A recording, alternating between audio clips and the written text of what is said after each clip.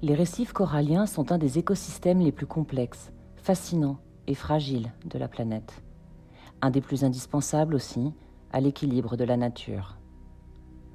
Généralement implantés dans des mers et océans dont la température de l'eau se situe entre 20 et 29 degrés, on trouve la grande majorité des récifs coralliens entre les tropiques du Cancer et du Capricorne, à proximité des côtes, à des profondeurs moyennes de 1 à 50 mètres.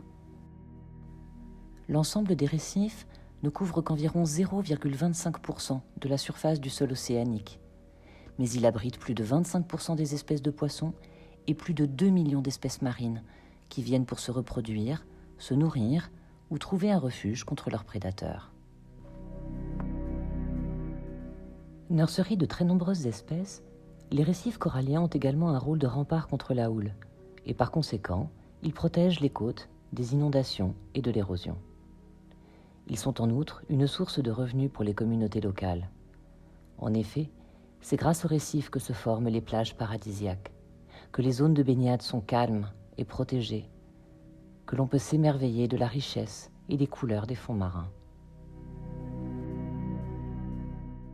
Les récifs coralliens jouent un rôle déterminant pour l'homme.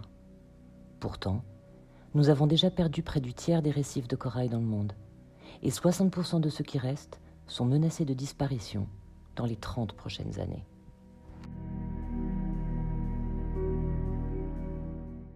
Les causes de ce déclin sont nombreuses, mais toutes ont un point commun, les activités humaines. La pêche au harpon sur le récif, l'usage de filets qui s'accrochent aux colonies de corail, le rejet de déchets qui viennent choquer, briser, étouffer les coraux, le déversement d'eau contaminée, l'acidification, du fait notamment des produits chimiques utilisés par l'agriculture, ou encore certaines activités récréatives irrespectueuses. À Sosúa, sur la côte nord de la République dominicaine, le fond de la baie était encore recouvert à plus de 75% de corail vivant dans les années 80. Moins de 50 ans plus tard, ce sont moins de 10%. Première cause historique, une étrange maladie dont l'origine reste inconnue, qui a décimé les oursins diadèmes au début des années 80 dans toutes les Caraïbes, favorisant la prolifération des algues sur les récifs et l'asphyxie des coraux. Deuxième cause, la pêche massive, qui a provoqué la quasi-disparition des poissons herbivores, parmi lesquels le poisson perroquet, et des grands prédateurs régulateurs de la biodiversité.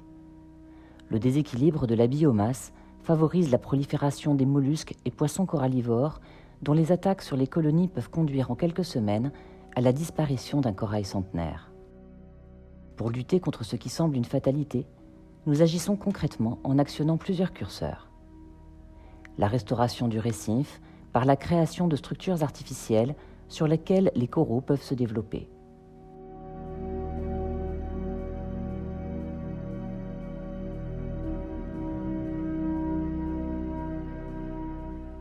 La préservation des espèces de corail les plus fragiles en facilitant leur reproduction par microfragmentation. Aussi paradoxal que cela puisse paraître, cette méthode favorise une croissance plus rapide des coraux. Les fragments sains sont mis en culture sur une structure dédiée, et une fois à bonne dimension, ils seront réimplantés directement sur le récif. La restauration de l'équilibre de la biomasse associée au récif en recréant des habitats.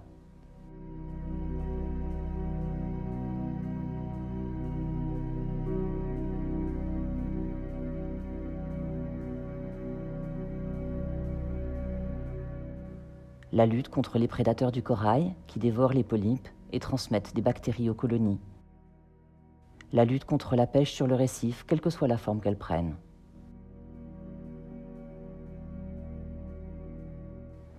Enfin, la sensibilisation et l'éducation, tant des locaux que des touristes, notamment en les invitant à contribuer et à participer à des activités de réalisation de structures.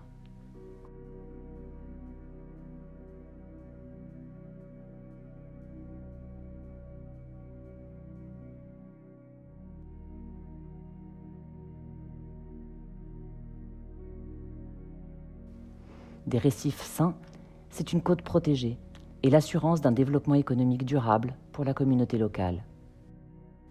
C'est tout l'enjeu de ce projet de la Fondation écologique Magua, auquel l'association Thousand Keys for Sustainable Change contribue. Un projet auquel vous aussi, vous pouvez participer.